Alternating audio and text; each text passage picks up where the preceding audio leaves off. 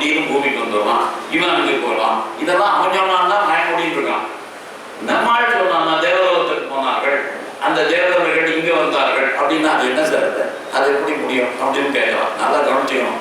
உலகம் முழுக்கவே வேற்று கிரகத்து மனிதர்கள் கிரகங்கள் விட்டு கிரகங்கள் போக முடியுங்கிறது இருக்கு. அது இருக்கிற காரணத்தினால்தான் அவனும் அதை பற்றி எழுதுறான், நாமளும் எழுதுறோம். அப்படி எழுதுகிற போது நமக்கு அந்த விஷயம் புரியும், வேற ஒன்றும் இல்லை.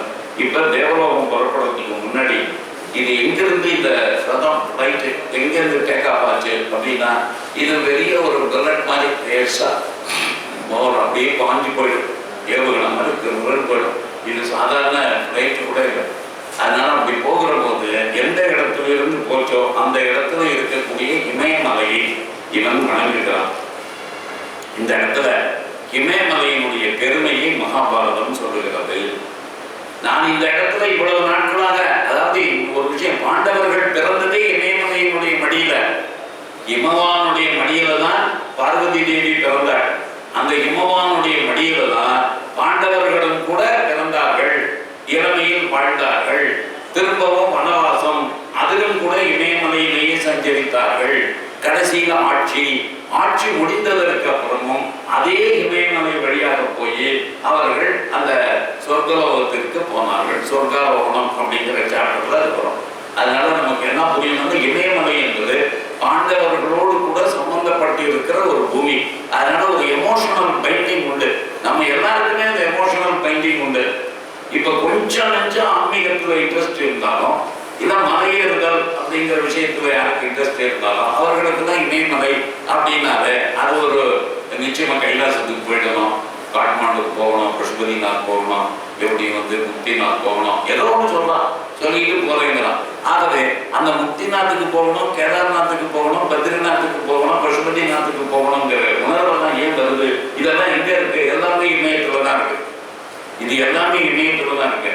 இந்த ஹிமவான் எந்த அளவுக்கு இருக்கிறது அப்படின்னு பார்த்தீங்கன்னா, இந்த நார்த் ஈஸ்ட் வடகிழக்குல கடைசியில அருணாச்சல் பிரதேஷ், சைனா அந்த பக்கம், இந்த பக்கம் பர்மா, நாகாலாந்து, சைனா, அதே வடகிழக்குல. அங்கிருந்து இப்படி கோடியா வந்தீங்கன்னா வடமேற்குல இப்ப இருக்கக்கூடிய பாகிஸ்தான், அதனுடைய நார்த் வெஸ்ட் பிராண்டியர், அதுல கடைசியில எங்க வருதுன்னா இமயமலை.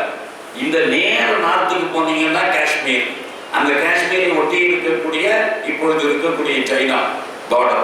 அப்ப சைனாவுடைய பரப்பளவு எப்படி இருக்கு பாருங்க, இவ்வளவு தூரத்துல இருந்து அவ்வளவு தூரம். நம்முடைய பரப்பளவு எப்படி இருக்கு பாருங்க, இவ்வளவு தூரத்துல இருந்து அவ்வளவு தூரம்.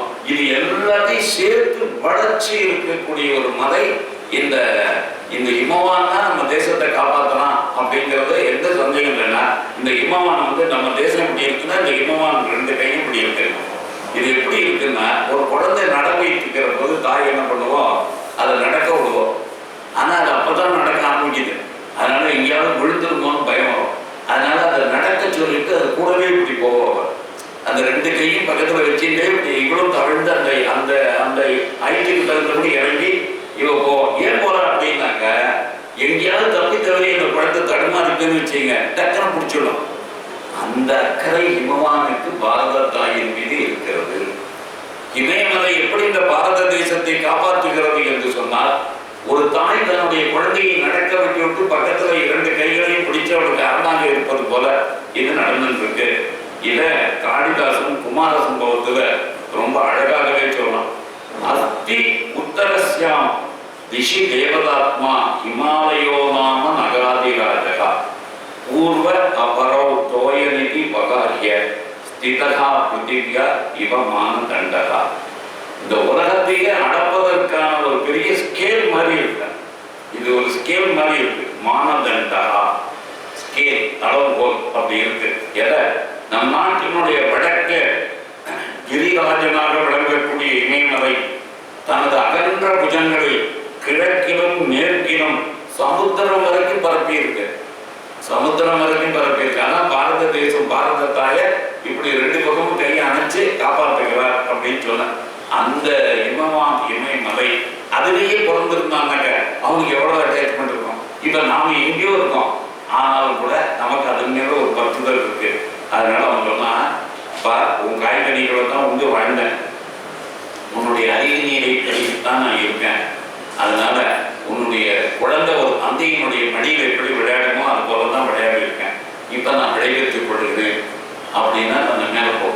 அப்படின்னு சொல்லிட்டு இந்த தேசத்தினுடைய மலைத்தொடர்கள் எல்லாமே நீங்க பார்த்தீங்கன்னாக்க அந்த இமயமலையினுடைய பிரான்ச்சஸ் எல்லா இடத்துலையும் நாடு முழுக்க அந்த கொடியிலிருந்து இந்த கொடி வரைக்கும் இருக்கிறத பார்க்கலாம்.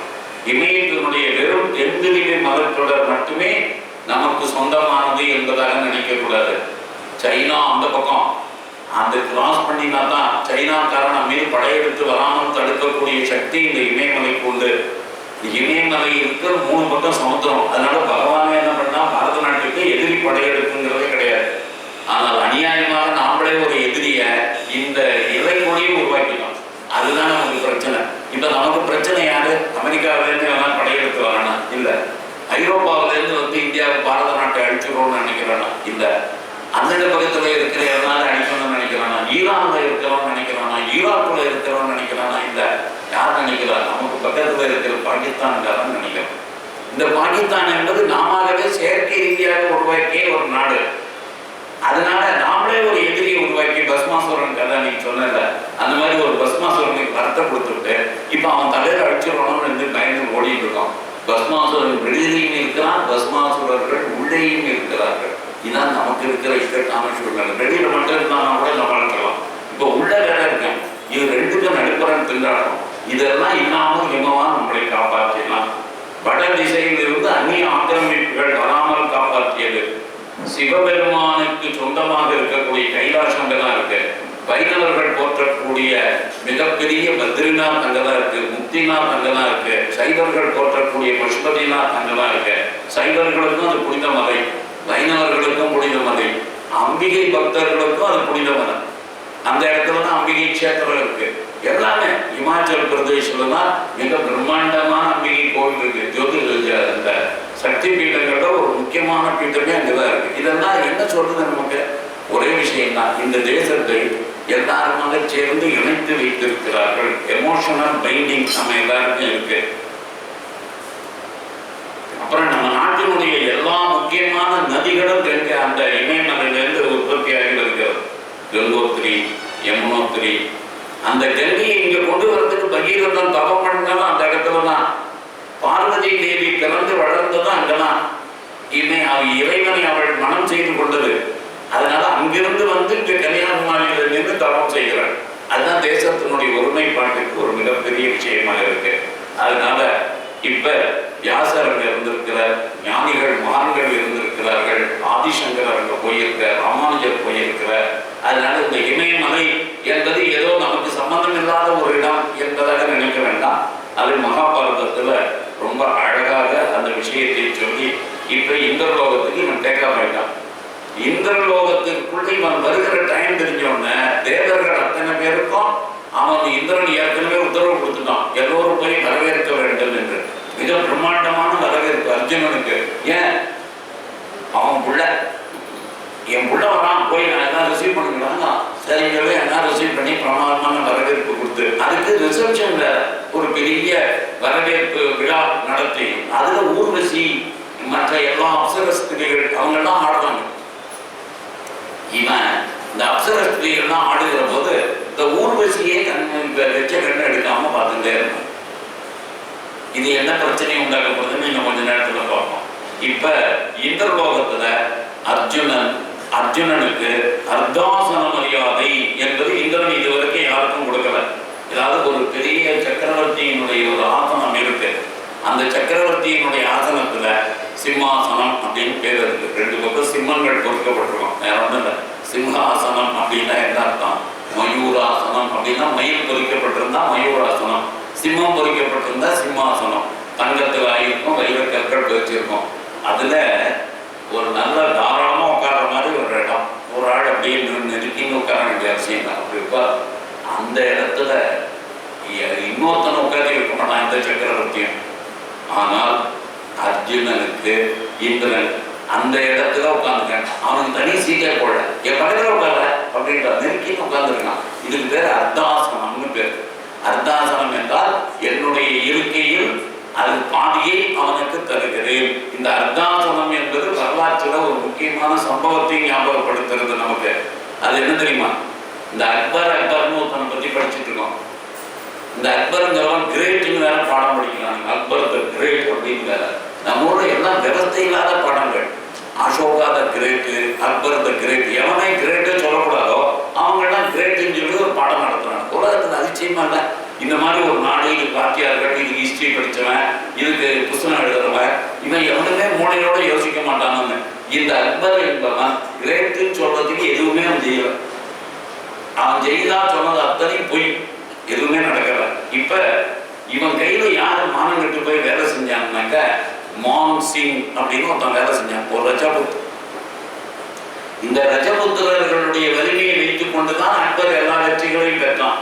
எந்த போர்க்களத்திற்கும் அக்பர் நேர போக மாட்டான், எல்லாவற்றுக்கும் மான்சிங் தான் போவான், ஜெயிச்சுட்டு வருவான். ராஜ்யத்தை இணைக்கிற போது மட்டும்தான் இவன் எனக்கு சொந்தம் அப்படிமா. இப்படி பல வெற்றிகளை குவித்தவன் மான்சிங். அதனால ஒரு தடவை என்ன பண்ணிட்டாங்க, இந்த மான்சிங் இப்படியே இருந்துட்டான்னா திடீர்னு ஒரு நாளைக்கு அவனுடைய வலிமையாக தான் நாம ஆடிட்டு இருக்கோம். இப்ப திடீர்னு ஒரு நாளைக்கு அவன் நம்மளே கொண்டுட்டு ஆட்சிக்கு வந்துட்டான்னா என்ன ஆகும், எவ்வளவு பெரிய விஷயம். அப்ப அத்தனையும் முஸ்லீம் ஆட்சியை போயிடுவேன் அப்படின்னு சொல்லிட்டு இவ்வளவு தூரம் ராஜ்யத்தை விஸ்தரணம் செய்யறதுக்கு உதவியாக இருந்த மான்சிங்கை கொல்றதுக்காக ஒரு சதி திட்டம் போட்டான். அந்த சதி திட்டம் என்ன அப்படின்னா, அக்பர் அந்த காலத்துல ஒரு பெரிய வீரனுக்கு அளிக்கப்படக்கூடிய மரியாதை அப்படிங்கிறது ஒரே பிளேட்டுல சக்கரவர்த்தி இந்த பக்கம் உட்கார்ந்துக்கிட்டு அவன் இந்த பக்கம் உட்கார்ந்துக்கிட்டு 2 பேரும் சாப்பிடுறது. அப்புறம் இந்த அர்தாசன் அப்படின்னு சொல்லக்கூடிய இந்த சீட்டுல பக்கத்துல உட்காந்து வச்சுக்கிறது. இதை கொடுத்தான். அக்பர் மான்சிங்கை பக்கத்துல உட்காந்து வச்சுக்கிட்டு மரியாதை பண்ணுவது போல நடிச்சான். அப்புறம் அன்னைக்கு ஒரு பெரிய விருந்து எல்லாரையும் கூப்பிட்டுருக்கான். எதுக்கு, மான்சிங்கனுடைய கௌரவிக்கிறோம் மான்சிங்க அப்படின்னு எல்லாம் வந்திருக்காங்க. இப்ப இவன் என்ன சொல்லிவிட்டான், அக்பர் தன்னுடைய சமயக்காரங்கிட்ட ஒரே ரொட்டி, அந்த ரொட்டியை நான் பாதி தின்னோன்னா அந்த எச்ச ரொட்டியை இவன் திங்கணும், அதான் மான்சிங். அது கௌரவம், மறந்துடாதீங்க. அந்த காலத்துல ஒரு ராஜா எச்ச பண்ணி கொடுத்ததை இன்னொருத்தன் சாப்பிட்டான்னா பேர் மரியாதை, பெரிய கௌரவம். இந்த மான்சிங் கட்டுங்கிட்ட போய் அவன் ரச்ச கொடுத்து இருந்தாலும் கூட அவனும் ஒத்துட்டான். அப்படியே அந்த மரியாதை அவனுக்கு கிடைக்குது. அப்போ உட்காந்துட்டான்.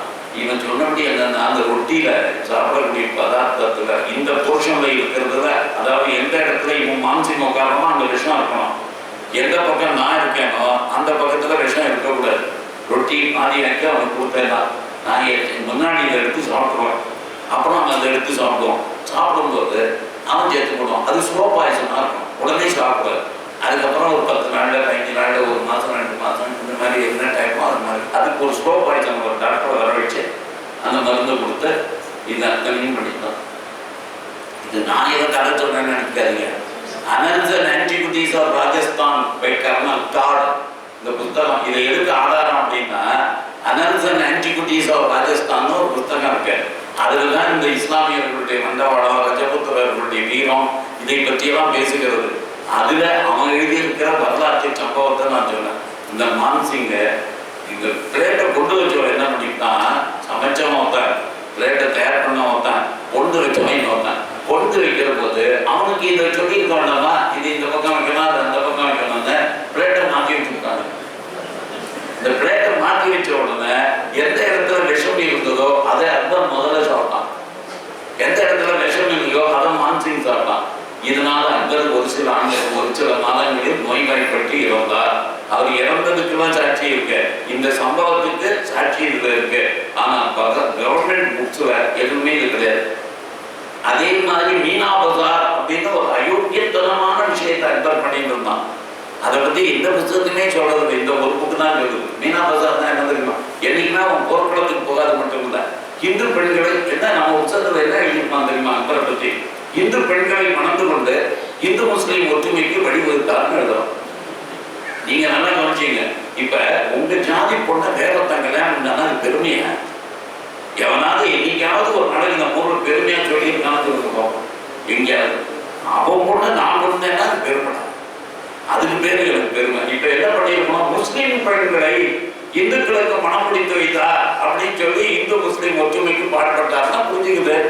ஆனா இந்து பெண்களை அத்தனை மணந்து கொண்டு ஒருத்தைக்கு 10 பேரை வச்சுக்கிட்டு அதுல நீ பெரிய ஒற்றுமைக்கு பாடுபட்டாங்க. அதனால இவன் இந்த பெண்களை கெடுக்கிறதுக்கு என்ன வழி வச்சிருந்தான்னா, அந்த காலத்துல ராஜஸ்தான் பெண்கள் வடபாரதத்துல இந்த முஸ்லீம் படைகளுக்கு வந்ததுக்கு அப்புறம் மூஞ்சியை காட்ட மாட்டாங்க, இந்த முகத்தை யாருக்குமே காட்டக்கூடாதுன்னு வச்சிருந்தாங்க. அதனால முகத்தை மறைக்கிற வழக்கம் உண்டு. அதனாலதான் பாரதி சொன்னான், இது தில்லி துருக்கர் செய்த வழக்கம் அப்படின்னு. இந்த முக்காடு போடுறது நம்ம கிட்ட கிடையாது. ஏன் முக்காடு போடுறாங்க வழக்க இருக்கிற பெண்கள் இன்னைக்கும் கூட அப்படின்னா, இது தில்லி துருக்கர் செய்த வழக்கம் அப்படின்னு எழுதியிருக்கோம் பாட்டுல. அதனால அந்த முஸ்லிம்ஸ்னால வந்தது. இவங்கெல்லாம் அப்படி மறைச்சுன்னு தான் போவாங்க. ஏன் அப்படி மறைக்கிறாங்கன்னா, எந்த முஸ்லிம்னாலும் பார்த்துட்டாங்கன்னா இந்த பொண்ணை ஆசைப்படுவோம், கிடைக்க முயற்சி பண்ணும். அது அழகு தெரியக்கூடாதுங்கிறதுக்காக முகத்தை அப்படி மறைச்சுன்னு வந்துடுவாங்க உடம்போட. ஆனால் எங்க மறைக்க மாட்டாங்க அப்படின்னா, எங்க பெண்கள் மட்டும்தான் இருக்காங்களோ, ஆண்களே இல்லை அப்படிங்கிற இடத்துல அந்த எடுத்துவாங்க. நீங்க பெரிய மார்வாடி குடும்பங்கள்லாம் கூட இப்ப கூட அந்த வழக்கத்தை பார்க்கலாம். அவங்க லேடிஸ் மட்டும் பேசிட்டு இருந்தாங்கன்னா அதை போட்டுக்க மாட்டாங்க. ஆனா யாராவது ஜென்ஸ் வந்துட்டாங்கன்னா உடனே அதை போட்டுப்பாங்க. இது இன்னைக்கு கூட அந்த வழக்கம் இருக்கு இந்துக்கள் பெண்கள் சில பேர் குடும்பங்கள்ல. அந்த மாதிரி இவன் ஒரு மீனா பஜார், அதாவது விமன் ஷாப்பிங் காம்ப்ளெக்ஸ் அப்படின்னு கட்டிடணும். அப்படின்னா என்ன அர்த்தம்னா, பெண்களுக்கு எதெல்லாம் ரொம்ப பிடிக்குமோ அந்த ஷாப்ஸ் மட்டும்தான் அங்கே இருக்கும். எல்லாம் ஃபேன்சி. இன்னைக்கும் நாட்டில் அதான் எனக்கு ஆச்சரியம். நான் பல கூட்டங்களை சொல்லி மாட்டுக்கிட்டேன். இன்னைக்கும் கூட தமிழ்நாடு முழுக்க ஃபேன்சி ஸ்டோர்ஸ் நடத்துறோமா முஸ்லிம்ஸ். நானும் ஊரூரா போய் பார்க்கிறேன். எங்கேயாவது ஒருத்தர் நம்ம இந்து ஏதாவது ஃபேன்சி கடை வச்சிருக்காங்கன்னா, இன்னைக்கும் ஃபேன்சி குட்ஸ் விற்கிற கடைகள் எல்லாமே முஸ்லீம் கடைகள் தான். ஏன் ஃபேன்சி குட்ஸ் நடத்தணும்? வேற ஒன்றும் இல்லை. இந்த வளையல் பொட்டு வாங்கிறது இந்த பொம்பளைங்க வருவாங்க. அந்த வருகிற போது அந்த கடைக்கான எப்படி நடந்துப்பாங்க தெரியுமா? அதாவது நீங்க ஒரு 10 ரூபா 20 50 ரூபா குறைவா கொடுத்துருப்பீங்க. அந்த பில்லு போடும்போது 250 வரும், கையில 200 தான் இருக்கும். போதுமா, நீங்க மட்டும் கிடக்குங்க. இப்ப என்ன, இந்த பக்கம் வரும்போது நீங்க கொடுத்தா போச்சுருவோம். இதை ஒரு இந்து கடைக்கெல்லாம் செய்யவே மாட்டோம். அதனால நம்ம பொம்பளைங்கெல்லாம் என்ன பண்ணுவோம், அந்த முஸ்லீம் கடைக்கு தான் போவோம். ஏன்னா அவன் தான் கொஞ்சம் முன்னத்துல இருந்தாலும் கையில காய்ச்சல் ஆட்டாலும் அப்படியே கொடுத்து அனுப்புவான், நம்பிக்கையோட இருப்பான், வாங்கம்மா உட்காருங்கம்மா. அவன் சொல்றதுக்கான சூழ்ச்சியே தெரியாம இந்து வியாபாரி இதெல்லாம் செய்ய மாட்டான். இந்து வியாபாரி கராரா இருப்பான். அவன் கரெக்டா பில் பண்ணுவான், கரெக்டா போடுவான். அவங்கள்ட்ட ஒன்றும் பெருசா இழுதி பேசிக்கிற மாட்டான். அவன் இழுதி எல்லாம் பேசுவான். இதெல்லாம் எதுக்குன்னு தெரியாததுனால நம்ம பொம்பளைங்க அந்த ஃபேன்சி ஷாப்ஸுக்கெல்லாம் போறாங்க. அதே மாதிரி இந்த ஃபேன்சி ஷாப் காம்ப்ளெக்ஸ்ல பெண்களே தான் அந்த கடைகளை நடத்துவார்கள். இப்போ அக்பர் பண்ணினதுக்கு மற்றவங்க பண்ணதுக்கு என்ன வித்தியாசம்னா, அக்பர் என்ன பண்ணா, இந்த பொம்பளைங்க முக்காடை எடுக்கணும். அப்படி முக்காடை எடுத்துட்டு உள்ள வரணும்னா என்ன பண்ணலாம்? அப்ப அந்த ஃபேன்சி ஷாப்ல எல்லாரும் விமன் தான் இருப்பாங்க. எம்ப்ளாயிஸ் எல்லாம் விமன், பில் போடுறது விமன், அதை எடுத்து காமிக்கிறது விமன், சேல்ஸ் பண்றது விமன் அப்படின்ட்டாங்க. அந்த காம்ப்ளெக்ஸுக்குள்ள நுழைஞ்சவனையே டக்குன்னு புடவையெல்லாம் எடுத்துருவாங்கல்ல, இப்படி இல்லை இந்த மேல ஆடை எடுத்துட்டு அவங்க மேலே நடந்து போவாங்க. இதை ஒரு காம்ப்ளெக்ஸ்ல ஒரு ரூமை வச்சுட்டு ஒரு பொம்பளை வேஷம் போட்டுருந்து, பக்கத்துலேயும் ஒருத்தவங்க பொம்பளை வேஷம் போட வச்சுருந்து அந்த பெண்கள் அழகான பெண்கள் யாரோ அவங்களை காண்பான். இதெல்லாம் நாவலா வந்திருக்கு. நான் ஒன்றும் கதை சொல்லல. இதெல்லாம் நிறைய பேர் நாவலாகவே எழுதிவிட்டார்கள் அக்பருடைய மோசமான நடவடிக்கைகளை பற்றி. ஆனால் அரசாங்க பாட புஸ்தகங்களில் அதிகாரபூர்வமாக இது எதுவும் சொல்லப்படவில்லை. இப்ப எந்த பொண்ணை இவன் காமிக்கிறானோ அந்த பொண்ணை இந்த பொம்பளை வேஷம் பொண்ணு உட்காந்துருக்கான் பாருங்க ஒருத்தன். அவன் கீழே இறங்கி போய் அப்படியே அந்த பொண்ணுக்கு பின்னாடியே போவான்.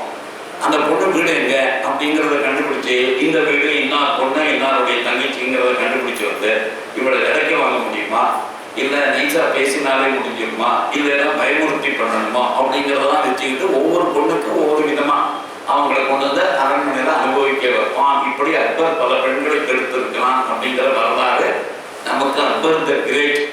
எதுக்காக சொன்னேன்னு கேட்டீங்கன்னா, இந்த லோகத்துல இப்ப அர்ஜுனனுக்கு அந்த அர்த்தாசனம், இந்த அர்த்தாசனம்ங்கிறது வேற எங்கேயாவது வந்திருக்கா அப்படின்னா, வரலாற்றுல இந்த மான்சிங்குக்கும் அக்பருக்கும் இடையில நடந்த அந்த மரியாதையில தான் இது வருகிறது. தேவலோகத்துல மொத்தம் அர்ஜுனா 5 வருஷம் இருந்தான். இந்த 5 வருஷ காலத்துக்குள்ள நிவாத கவச்சர்கள் அப்படின்னு ஒரு பெரிய கும்பல்.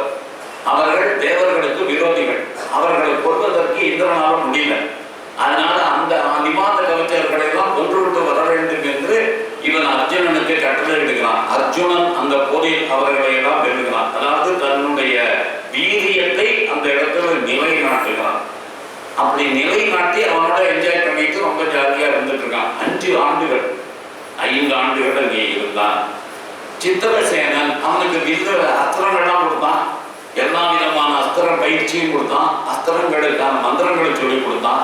அதனால இவன் எதையெல்லாம் எதிர்பார்த்து இந்த இந்திரலோகத்துக்கு வந்தாலும் அதெல்லாம் நடந்தது. இப்ப சித்திரசேனன் ஒருத்தன் இவன் அங்க நான் ஒரு தரம் அந்த பாஞ்சாலத்திற்கு போகிற பாதையில ஒரு நாள் நதியில குளிக்கிற போது சாயங்காலம் நேரத்துல நீங்கள் குளிக்க கூடாதுன்னு தகராறு பண்ணினான்னு நான் சொன்னேன். அந்த சித்திரசேனன் சித்திரசேனனை விட்டு இவனுக்கு நாட்டியமும் மியூசிக்கும் கற்றுக் கொடுக்க வச்சான். கந்தர்வர்கள் என்பவர் தேவலோகத்தினுடைய மியூசிஷியன்ஸ் அண்ட் டான்சர்ஸ், அவ்வளவுதான். வேற ஒண்ணு கந்தர்வர்களுக்கும் தேவர்களுக்கும் என்ன வித்தியாசம் அப்படின்னா, தேவலோகத்தில் யாரெல்லாம் இசை நாட்டியம் அந்த கலை சம்பந்தமான விஷயங்களில் கவனித்துக் கொள்கிறார்களோ அவர்களுக்கு கந்தர்வர்கள் என்று பெயர். அந்த கந்தர்வன் ஒருத்தனை கூப்பிட்டு இவனுக்கு நல்லா நாட்டிய பயிற்சி கொடு, இசை பயிற்சி கொடுதான். இது ஆம்பளை, அது மட்டும் இல்ல பெரிய வீரன், நல்ல கரெக்டான உடம்பு. அப்படிப்பட்டவனுக்கு எதுக்காக டான்ஸு, எதுக்காக மியூசிக்கு?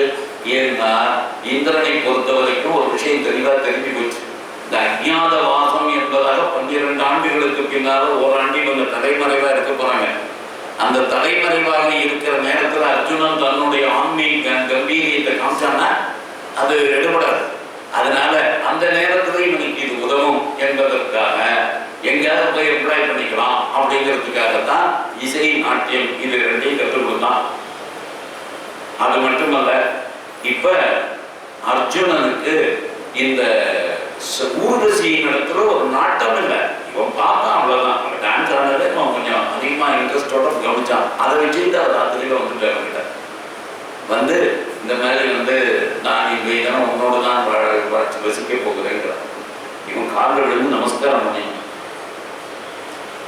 என்னடா அது, நீ வரைக்கும் எவனுமே இந்த மாதிரி பண்ணதில்லை, இந்த ஊருக்கே நாங்கள் தான் இந்த தேவலோகத்திற்கு இருக்கக்கூடிய அரம்பியர்களில் நான் ஒருத்தி, ஆகவே இங்க இருக்கக்கூடிய ஆடவர்களுக்கு இன்பம் கொடுப்பவள் நான். அப்படி இருக்கக்கூடியதை நான் உன்னிடத்துல இன்பம் துய்ப்பதற்காக வந்து இருக்கிறேன். அப்படி இருக்கிற போது நீ என்னத்துக்காக என் காலில் விழுந்தா? ஐயோ முப்பாட்டி, என்ன முடிச்சிரு, நீ என் குடும்பத்துக்கே நீ பாட்டி இல்லையா, என்ன இப்படி மறந்துட்ட, நான் இப்படி உன்னை பத்தி அப்படிலாம் தப்பா நினைக்க முடியும், நீ பாத்தியடா? நான் பார்த்தேங்கிறது வேற ஒன்றும் இல்லை, எங்க முப்பாட்டி இவ்வளவு இடமே இன்னமும் இருக்காரு, அது என்னடா என்னைக்கோ அவ நம்ம குடும்பத்துல இருந்தான்னு சொல்லிக்கிறாங்க, ஆனா இன்னைக்கும் கூட அவ இவ்வளவு இடமையா இருக்காளேன்னு சொல்லி பார்த்துட்டு வேற ஒண்ணும். ஆனா அம்மா பாட்டி அம்மாவே கிடைச்சாலே தப்பு, அம்மாவுக்கு அம்மாவுக்கு அம்மாவுக்கு அம்மாவுக்கு என்ன கற்பனை பண்ண முடியுமா? என்ன தப்பா பேசுற அப்படின்னா உடனே இவ சொன்னாங்க, உனக்கு ஒரு விஷயம் மறந்து போச்சு, பௌரவ வம்சம் என்று எங்களுக்கு பெயர் இருப்பதே இதனாலதான். அதனால நீ அந்த பௌரவ வம்சத்துல நீ எங்க வந்த அப்படிங்கிறதே இவன் சொல்லலாம். அதாவது 12 காலம் முன்னால் வாழ்ந்த புரூரவஸ், அவனுக்கு நீ மனைவியாக இருந்தவள். உனது வயிற்றில் ஆயுஷ், தீமான், அமாவாசு, திருடாயுஷ், வனயுஷு, சதாயுஷ் அப்படின்னு 6 பிள்ளைங்க பிறந்தாங்க. அவர்களோட ஆயு அப்படிங்கிறவனுக்கு தான் நகுஷன் என்பவன் பிறந்தான். அந்த நகுஷனுக்கு பிள்ளை யயாதி. அந்த யயாதியினுடைய மகன் கூரு. அந்த கூருவனுடைய வம்சத்தவர்கள் என்பதால் தான் எங்களுக்கு பௌரவர்கள் என்றே பெயர். அப்படி இருக்கிற போது நீ எத்தனை தலைமுறைக்கு முன்னாடி எனக்கு பாட்டிங்கிறத யோசிச்சுப்பாரு. முப்பாட்டி முப்பாட்டி முப்பாட்டி முப்பாட்டின்னு எத்தனை தரம் போட்டாலும் அது ஒண்ணுமே இல்லையே, அவ்வளவு தூரம் அப்படி ஒரு பாட்டியை போய் நான் அப்படிலாம் தப்பு நினைப்பேன் அப்படின்னா உடனே அதை சொன்னேன், இந்த உலகத்துக்கு அதுக்கும் சம்பந்தமே கிடையாது. நல்லா கவனிச்சிங்க, பகவான் நம்மளை எப்படி வச்சிருக்காங்க, அந்த பூர்வ ஜென்ம ஞாபகம் இல்லாமல் வச்சிருக்கிறதுனால தான் நம்மளாம் பழைக்கிறோம். இப்போ பூர்வ ஜென்ம ஞாபகம் இல்லாததுனால தான் இந்த ஜென்மாவை எனக்கு கொண்டாட்டியா வந்தவ ஒரு 2 ஜென்மா முன்னாடி எங்க அம்மாவா இருந்தவங்கிறது எனக்கு தெரிஞ்சு போச்சுன்னு வச்சுங்க. நான் போவேன் கிட்டக்க போக முடியுமா? அதாவது அவளுக்கு தான் வரணும்னு தோணுமா? நல்லவேளை பகவான் அந்த மாதிரி பூர்வ ஜென்மத்துக்கு ஞாபகம் எதுவுமே யாருக்கும் இருக்கக்கூடாதுன்னு வச்சதுனால்தான் போன ஜென்மாவில் என்ன வரணுங்கிறத பத்தி கவலை இல்லை. அதனாலதான் நமக்கு இன்னொன்று அந்த ஜென்ம வாசனை என்பது தொடராதா அப்படின்னா நிச்சயமா அதே அம்மாவா தான் வருவான்னு அவசியம் இல்லை. அந்த பொண்டாட்டியா தான் வருவான்னு அவசியம் கிடையாது. அம்மாவே இந்த ஜென்மாவில் பொண்டாட்டியா வரலாம், அம்மாவே அக்காவா வரலாம், இல்லைன்னா அக்காவே பொண்டாட்டியா வரலாம், என்ன வேணாலும் மாறலாம். பொண்டாட்டியா இருக்கிற அம்மாவா வரலாம், எது வேணாலும் மாறலாம். அதாவது அந்தந்த ஜென்மம் கர்ம வினை பயன்படி. ஆனா நம்ம என்ன சொல்றோம், இப்ப கூட 7 ஜென்மத்துக்கு நீங்க தான் என் புருஷனா இருக்கணும். சில பேர் தப்பித்தலை கூட நீ வந்துடாதுன்னு சொல்லுவா, அது வேற விஷயம். ஆனா பகவான் இடத்துல முக்காசி பேர் என்ன பிரார்த்தனை பண்ணுவாங்கன்னா 7 ஜென்மத்துக்கு நீ தான் என் புருஷனா இருக்கணும். அதே மாதிரி அவனும் சொல்லுவான், 7 ஜென்மத்துக்கு நீ தான் என் பொண்டாட்டியா இருக்கணும். அது ஒன்ன மாதிரி ஒரு பொண்டாட்டி கிடைக்காது. அந்த மாதிரி சொல்றதுக்கான காரணம் என்ன அப்படின்னு நீங்க பாத்தீங்கன்னாக்க இதான் வேற ஒண்ணு. இந்த பூர்வ ஜென்ம ஞாபகம் இல்லை அப்படின்னாக்க நம்ம அதை பற்றி கவலைப்பட வேண்டிய அவசியமே கிடையாது. அதனால தான் நம்முடைய உறவுகள்கிட்ட எந்த விதமான கெடுதலும் வரல. இப்போ இவனுக்கு அர்ஜுனனுக்கு எழுத்தாப்புல வந்து நின்னதும் முப்பாட்டி ரொம்ப 5 நிமிஷத்துக்கு முன்னாடி இந்த குடும்பத்தை சேர்ந்த ஒரு தீங்கு தெரிஞ்சு போச்சு. அவன் எப்படி அதை யோசிக்க முடியும்? இல்லைன்னா அர்ஜுனனுடைய நேச்சர் என்ன? அவன் என்ன அப்படியே ரொம்ப பிரம்மச்சாரியா கட்டுப்படியா இருக்கக்கூடியவனா? இல்ல பாக்கி எல்லா இடத்துலயும் அவன் தவறாக நடந்து கொள்றதுதான் பார்க்கலாம். எத்தனையோ பெண்களை அந்தந்த ஊர்ல திருமணம் பண்ணிட்டு இருக்கான். அப்படி இருக்கிற போது இங்க ஊர்வசி வந்து நான் வந்து இந்த இடத்துல உங்க கூட இருக்கேன்னா அவனுக்கு என்ன கஷ்டம்? ஆனா அவனை கஷ்டப்படுத்தியது எதுன்னா இந்த ஞாபகம், இந்த அறிவு. அதனால உடனே ஊர்வசிக்கு கோபம் வந்துச்சு. பூவுலகத்தில் உள்ள உறவு முறைகள் எதுவும் தேவலோகத்தில் கிடையாது. தேவலோகத்தில் அப்பாவும் கிடையாது, பிள்ளையும் கிடையாது, அண்ணனும் கிடையாது, தங்கையும் கிடையாது. இங்க ஆண் பெண் அது ஒண்ணுதான் இங்க உண்டு. அதனால எந்த ஆணும் எந்த பெண்ணோடும் சேரலாம், எந்த பெண்ணும் எந்த ஆணோடும் சேரலாம். இதுதான் தேவலோகத்தினுடைய விஷயம். நீ இங்க வந்து ஒவ்வொருடைய மாடல் ஸ்டாண்டர்ட் தான் போட்டு என்னடா இப்படி அபத்தமா பேசுற? அதனால எனக்கு கோவம் வந்துருச்சு. என்னுடைய இச்சையை பூர்த்தி செய்யாத நீ ஆன்மீகத்து போக அப்படின்ட்டார். ஆன்மீகத்து போகன்னு அப்படியே நபும்சகனாக மாறிவிட்டான். அர்ஜுனன் அடுத்த நொடியே நபும்சகனாக மாறினான். அவனுக்கு அப்படியே பூச்சம். என்னன்னு கேட்டா எவ்வளவு பெரிய வீரன், எவ்வளவு பெரிய ஆம்பளை, அப்படிப்பட்டவனுக்கு உடம்பெல்லாம் மாறி போய் இப்ப வேற விதமான ஆனவுடனே அப்படியே வந்து விட்டான். இந்த விஷயம் தெரிந்த இந்திரன் உடனே அர்ஜுனன் கிட்ட வந்து சொன்னான், நீ ஒண்ணும் கவலைப்படாது, நான் ஊர்வசியை சொல்லி அந்த வரத்தை கொஞ்சம் மாற்ற சொன்னேன். இந்த சாபத்தை நிச்சயமாக மாற்ற முடியும். அது என்னன்னு கேட்டா இந்த சாபமும் ஒரு விதத்தில் உனக்கு ரொம்ப உபயோகமாக இருக்கும். உனக்கு அஜ்ஞாத வாசமும் உனக்கு வரப்போகுது. அப்போ ஊருக்கு உன்னை யாரும் தெரியக்கூடாது. தெரியாம இருக்கணும்னா அர்ஜுனன் ஒரு ஆம்பளையாக நடமாடினால் தெரிஞ்சுக்கணும். நீ என்னதான் வேஷம் போட்டு ஆம்பளை வேஷம் போட்டேன்னா அது தெரிஞ்சுக்கணும். ஆனால் நீ ஒரு பேடியாக, ஒரு அதியாக, ஒரு நபும்சகனாக நீ பிறந்தாய் என்று சொன்ன இருந்தேனாக்க யாரான அடையாளம் காண முடியாது. அப்படி உங்களுக்கு அஜ்ஞாத வாசத்தில் துணை செய்வதற்காகத்தான் சித்திரசேனன் மூலமாக நான் இசையையும் நாட்டியத்தையும் கற்பித்தேன். இப்போ உனக்கு எதேச்சியா இவளே இந்த சாபத்தை கொடுத்து உனக்கு பேடித்தன்மையும் ஏற்பட்டார். அவள்கிட்ட சொல்லி என்ன ரிலாக்ஸேஷன் வாங்க போறேன்னா, இவனுடைய பேடித்தன்மை ஓராண்டுக்கு மட்டும்தான் இவன் விரும்புகிற போது இருக்கும் என்பதாக இந்த சாபத்தை மாற்றி அமை. உன்னை இந்திரன் சொன்னா நீ ஊர்வசி அந்த சாபத்தை மாற்றி அமைக்கிறார். நீ நிச்சயமாக பேடியாக இருப்பாய். ஆனால் ஆயுசுக்கும் அல்ல, இப்பொழுதும் அல்ல, பின்ன நீ எப்பொழுது விரும்புகிறாயோ அந்த ஓராண்டு காலத்திற்கு நீ பேடியாக இருப்பாய். நீயாகவே விரும்பி பேடியாக இருப்பாய் அப்படி என்று இந்த சாபத்தை மாற்றினார். இப்ப இவர்கள் எல்லோருமே 13வது ஆண்டுல இந்த அஜ்ஞாதவாசம் பண்ணுகிற போது அவனுக்கு உதவி செய்வதற்காக இந்திரன் செய்த ஒரு மிகப்பெரிய உபகாரம் இது. இந்த அஸ்திரங்கள் கொடுப்பது, தேவலோகத்திற்கு போவது, இந்திரனை சந்திப்பது என்பதெல்லாமே போரில் இவர்களுக்கு பயன்படத்தக்க விஷயத்தில் நடக்கக்கூடியதாக. இப்ப கீழே என்ன நடக்கிறதுன்னு பார்ப்போம். இந்த இந்திரலோகத்திற்கு லோமசர்னு ஒரு மகர்ஷி வந்தார். அவர் இங்க அர்ஜுனன் இருப்பதை பார்த்தார், இந்திரனை சந்தித்தார். இந்திரன் சொன்னா இவருக்கு எல்லா பயிற்சியும் கொடுக்கப்பட்டு விட்டது, விரைவில் இந்த அர்ஜுனன் வருவான் என்ற தகவலை யுதிஷ்டிரன் கூறுங்கள்னா. அது மாதிரி லோமசர் வந்து சரஸ்வதி நதிக்கரையில காமியகி வனத்துல, இந்த காமியகி வனம் அப்படிங்கிற இடத்துல யுதிஷ்டிரை கண்டு செய்தியை தெரிவித்தார். இதற்குள்ள இவர்களுக்கு 5 ஆண்டுகள் முடிந்து விட்டன. 5 ஆண்டு காலம், 12 ஆண்டு கால வனவாசத்துல இப்பொழுது கழித்து போன ஆண்டுகள் என்பது 5. இப்ப பிருகதஸ்வர் அப்படின்னு ஒரு மகர்ஷி அவர் வந்து இவர்களிடத்துல பேசும்போது, இந்த நம்ம வீட்டுக்கு ஏதாவது ஒரு கஷ்டகாலம் வருகிற போது யாராவது வந்துட்டாங்கன்னு வச்சுங்க, கஷ்டத்துல இருக்கிற மனுஷன் வீட்டுக்கு போறதுல ஒரு லாபம் உண்டு. ஏன்னா துன்பத்தை சொல்லி எழுப்பாங்க, துன்பத்தை தீர்க்கிறார்கள். 4 பேருக்கு சொன்னாலே அந்த துன்பத்துக்கு ஓரளவுக்கு ரிலீஃப் கிடைச்ச மாதிரி, ஒரு மென்டல் ரிலீஃப் கிடைச்ச மாதிரி இருக்கும். அதனால தான் துக்கத்தை 4 பேருக்கு ஷேர் பண்ணிக்கணும்னு நம்ம சொல்றோம். இந்த துக்கம் விசாரிக்க போறதுன்னு எதுக்காக வச்சிருக்கோம்? இந்த துக்கம் விசாரிக்க போறதுங்கிறது இந்த உலகம் முழுக்க இருக்கு, நமக்கு மட்டும் இல்லை, அதுல நமக்கு அதிகமாக இருக்கு. மற்ற நாடுகளில் கூட அது அவ்வளவு சிறப்பாக பண்றது இல்லை. நம்ம ஊர்ல இருக்கு ஒரு விசேஷமே. ஒரு வீட்டுல கல்யாணம் நடந்து நீ போகாம கூட இருக்கலாம், ஆனா ஒரு வீட்டுல ஒரு துக்கம் நடந்துருச்சு நான் நீ கட்டாயம் போகணும், அது கேட்காம இருக்கக்கூடாதுங்களாம். விரோதியா இருந்தாலும் போகணுங்களாம். அதெல்லாம் என்ன காரணம்னா துக்கத்தை ஷேர் பண்ணிக்கணும். ஜாயை ஷேர் பண்ணிட்டா 10 மடங்கு பெருகிறது. துக்கத்தை துக்கத்தை ஷேர் பண்ணிட்டீங்கன்னா அதனுடைய குவாண்டம் எஃபெக்ட் கம்மியாக இருக்கும். வேற ஒன்றும் இல்லை. இப்போ எங்கள் வீட்டில் நடக்கிற மகிழ்ச்சியை 4 பேர்த்த சொன்னேன்னு வச்சுங்க, எனக்கு வேண்டியவங்களாம் பார்த்து சொல்லணும், வேண்டாதவங்க சொல்லக்கூடாது. வேண்டியவனா பார்த்து சொன்னேன்னா அந்த மகிழ்ச்சி பெருதுகிறது. அதே போல எங்கள் வீட்டில் நடக்கிற ஒரு துக்கத்தை நான் ஷேர் பண்ணுறேன்னா எனக்கு வலி குறையும்.